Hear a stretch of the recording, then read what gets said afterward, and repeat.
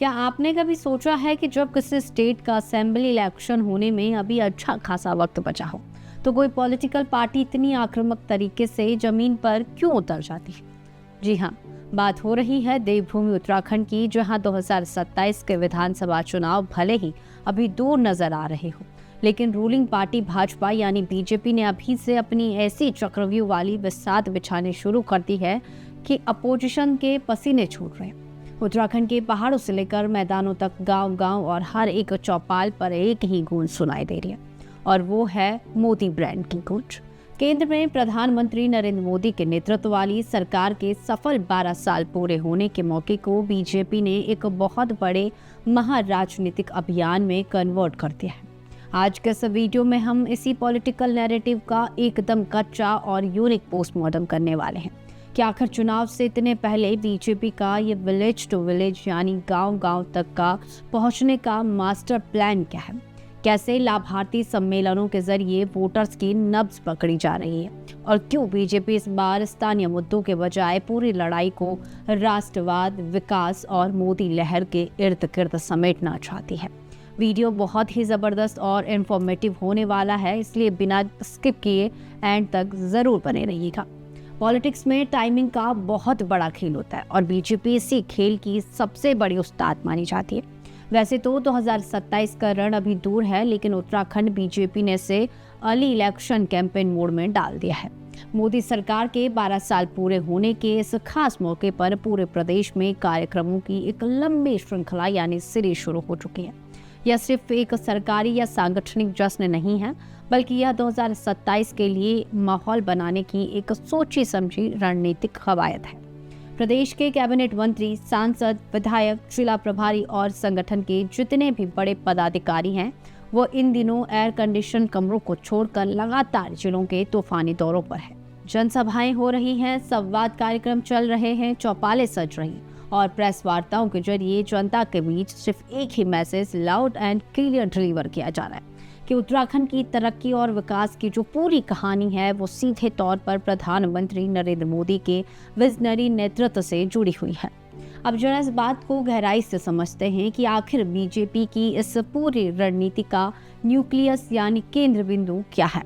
तो जवाब है मोदी ब्रांड।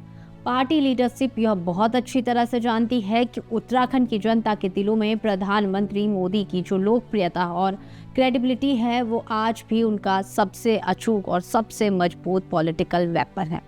केदारनाथ धाम के पुनर्निर्माण से प्रधानमंत्री मोदी का जो एक खास भावनात्मक और आध्यात्मिक जुड़ाव है, 4 धाम ऑल वेदर रोड परियोजना में केंद्र सरकार की जो बड़ी भूमिका रही है, और देश के सीमांत क्षेत्रों यानी बॉर्डर विलेजेस के विकास को लेकर जो काम हुए हैं, बीजेपी उन सबको अपने चुनावी नैरेटिव का सबसे बड़ा हिस्सा बना रही।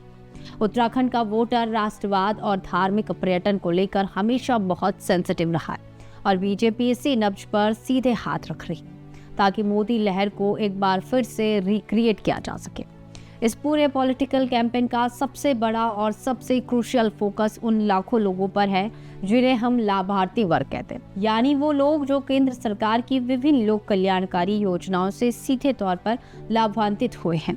उज्ज्वला योजना के तहत मुफ्त गैस कनेक्शन, प्रधानमंत्री आवास योजना से मिले पक्के मकान, आयुष्मान भारत का 5 लाख तक का मुफ्त इलाज, किसान सम्मान निधि की सालाना मदद और हर घर जल योजना और कोरोना काल से चला आ रहा मुफ्त राशन, ये वो स्कीम्स हैं जिन्होंने ग्राउंड लेवल पर लोगों की लाइफ को सीधे तौर पर टच किया।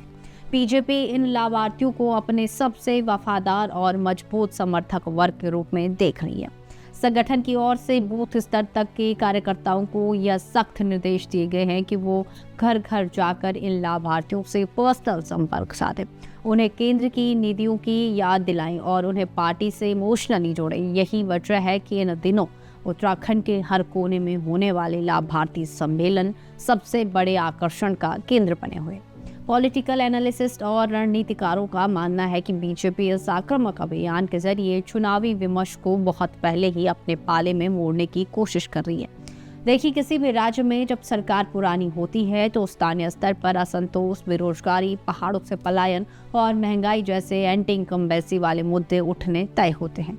बीजेपी की स्ट्रेटजी बहुत साफ है। वो चाहती है कि 2027 का चुनाव इन स्थानीय और प्रादेशिक आगामियों के बजाय देश के विकास, राष्ट्रवाद और मोदी के मजबूत नेतृत्व के इर्द गिर्द ही घूमे। बीजेपी नेताओं के भाषणों में आपको स्थानीय समस्याओं का जिक्र कम और ऋषिकेश कर्णप्रयाग रेल परियोजना की प्रोग्रेस, ऑल वेदर रोड का जाल, केदारनाथ का भव्य रूप, मानस खंड मंदिर वाला मिशन और वाइब्रेट विलेज प्रोग्राम के तहत सीमांत गांवों के कायाकल्प की बातें ज्यादा सुनने को मिलेंगी। यानी बहस को नेशनल स्केल पर ले जाने की पूरी तैयारी है। इस पूरे नैरेटिव में राज्य के मुख्यमंत्री पुष्कर सिंह धामी के कार्यों को भी बहुत ही चालाकी और खूबसूरती से प्रधानमंत्री मोदी की नीतियों से जोड़कर पेश किया जा रहा है। बीजेपी जनता के सामने यह साबित कर रही है कि यह एक डबल इंजन सरकार की असली ताकत है। धामी सरकार के कुछ बड़े और ऐतिहासिक फैसलों जैसे उत्तराखंड में समान नागरिक संहिता यूसीसी को लागू करना, देश का सबसे सख्त नकल विरोधी कानून बनना, कड़े भू कानून पर काम करना और ग्लोबल इन्वेस्टर समिट के जरिए प्रदेश में निवेश को बढ़ावा देना, इन सभी उपलब्धियों को प्रधानमंत्री मोदी के आशीर्वाद और मार्गदर्शन की सफलता के रूप में प्रचारित किया जा रहा है। पार्टी का मानना है कि यदि केंद्र के 12 साल के बड़े काम और राज्य सरकार के इन कड़े फैसलों को एक साथ कंबाइन करके जनता के सामने परोसा जाए तो सत्ता विरोधी लहर का खतरा पूरी तरह खत्म हो जाएगा और 2027 में बड़ी जीत का रास्ता साफ हो जाएगा। बीजेपी के ताबड़तोड़ और चौतरफा अभियान ने मुख्य विपक्षी दल कांग्रेस के खेमे में टेंशन और चिंता दोनों बहुत ज्यादा बढ़ा दी है। कांग्रेस लगातार ग्राउंड पर बेरोजगारी, भर्ती घोटालों, महंगाई, स्वास्थ्य सेवाओं की बदहाली और पहाड़ों से होते पलायन जैसे जमीनी मुद्दों को उठाकर सरकार को घेरने की हर संभव कोशिश कर रही है। लेकिन दिक्कत यह है कि जहां एक तरफ बीजेपी का संगठन बूथ लेवल तक पन्ना प्रमुखों के साथ पूरी तरह से एक्टिवेटेड और चार्ज अप है, वहीं कांग्रेस आज भी अपने संगठनात्मक ढांचे की कमजोरी और अंदरूनी गुटबाजी या नेतृत्व के सवालों से जूझती हुई दिखाई दे रही। राजनीतिक जानकारों का साफ कहना है कि बीजेपी की सबसे बड़ी यूएसपी उसका कैडर बेस्ड मजबूत संगठन और मोदी ब्रांड की अजय छवि है, जिसका मुकाबला करने के लिए विपक्ष को बहुत बड़ी तैयारी की जरूरत होगी। तो लबोलुआब यह है कि उत्तराखंड के राजनीतिक गलियारों में हो रही इस हलचल को महज एक सरकारी कार्यक्रम मानना बहुत बड़ी भूल होगी। यह असल में विधानसभा चुनाव 2027 के लिए बीजेपी का एक ऑफिशियली शंखनाद है। पार्टी अपने कार्यकर्ताओं को रिचार्ज कर रही है, बूथ कमेटियों को लोहे की तरह मजबूत बना रही है और सोशल मीडिया के जरिए नए और युवा वोटर्स तक पहुंचने की हर मुमकिन कोशिश कर। साफ है कि बीजेपी इस बार उत्तराखंड में सत्ता की हैट्रिक लगाने के इरादे से उतरी है और वो इस लड़ाई को केवल राज्य सरकार के परफॉर्मेंस तक सीमित नहीं रखना चाहती। पूरा दारोमदार मोदी की छवि और केंद्र के 12 सालों के रिपोर्ट कार्ड पर है। आने वाले महीनों में यह राजनीतिक पारा और ज्यादा चढ़ने वाला है। आपको क्या लगता है, क्या बीजेपी का यह मोदी ब्रांड वाला दाव उसे 2027 में दोबारा सत्ता दिला पाएगा या कांग्रेस जमीनी मुद्दों के सहारे वापसी करेगी? अपनी राय हमें नीचे कमेंट सेक्शन में जरूर बताएं। अगर यह डीप राजनीतिक एनालिसिस आपको पसंद आया हो तो वीडियो को लाइक और शेयर जरूर करें। मिलते हैं अगले वीडियो में।